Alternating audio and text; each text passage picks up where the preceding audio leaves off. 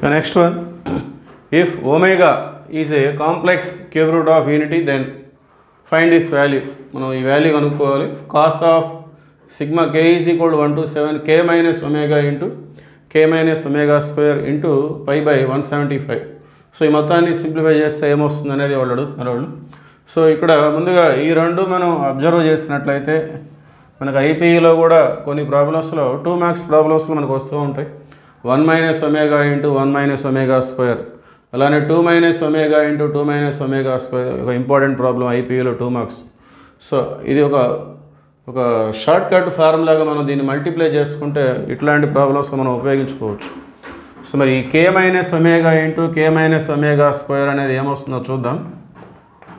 k into k square, k into minus omega square, k omega square, minus omega into k, that means minus k omega, minus omega into minus omega square అంటే omega cube, అంటే ఇది టోటల్గా k square.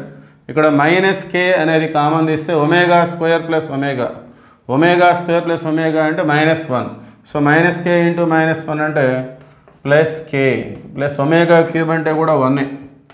అంటే టోటల్గా ఈ రెండు multiply చేస్తే మనకి ఇలాంటి ఒక ఫార్ములా టైప్లో మనకు వచ్చేస్తుంది అది. సో మనకి క్యూబ్ రూట్స్ ఆఫ్ యూనిటీకి సంబంధించిన formulas, some of cube roots of unity అనేది 0, అట్లానే product of cube roots of unity అనేది 1. సో ఆ కాన్సెప్ట్ నుండి ఇక్కడ 1 plus omega square this is okay. So omega plus omega square అంటే 1 రైట్ సైడ్ వస్తే -1. So ఇక్కడ మైనస్ k అనేది కామన్ తీస్తే ఒమేగా స్క్వేర్ ప్లస్ ఒమేగా, అది -1 ఇంటూ మైనస్ k అంటే ప్లస్ k వస్తుంది. సో ఫైనల్గా ఈ రెండు మల్టిప్లై చేస్తే ఇది మనకి. సో మనకి k వాల్యూ అనేది 1 నుండి 7 వరకు ఉంది, అంటే 1 to 7. సో ఇక్కడ 1 పెడితే ఏమొస్తుంది, 2 పెడితే ఏమొస్తుంది, 3 పెడితే ఏమొస్తుంది, 4, ఇట్లా అవన్నీ కూడా మనం యాడ్ చేసుకుందాం. So sigma k 1 to 7 k square plus k plus 1 into pi by 175. Okay. So ముందుగా 1 తీసుకుంటే ఇక్కడ ఏమొస్తుంది, 1 square plus 1 plus 1. So 1 square plus 1 plus 1 అంటే మనం టోటల్గా 3 అది. ఓకే. 1 plus 1 plus 1 3. అట్లానే 2 తీసుకుంటే 2 square 4 plus 2 plus 1, 4 plus 2 plus 1 అంటే 7. అట్లానే 3 సబ్స్టిట్యూట్ చేసినప్పుడు 3 square 9 plus 3 plus 1, 9 plus 3 12 plus 1 13. అట్లానే 4 సబ్స్టిట్యూట్ చేస్తే 4 స్క్వేర్ 16, 4 ప్లస్ 1 16 ప్లస్ 5 21. 5 సబ్స్టిట్యూట్ చేస్తే 5 square 25 plus 5 plus 1 6, 25 plus 6 31. 6 substitute చేస్తే 6 square 36. So 36 plus 6 plus 1 7, 36 plus 7 43.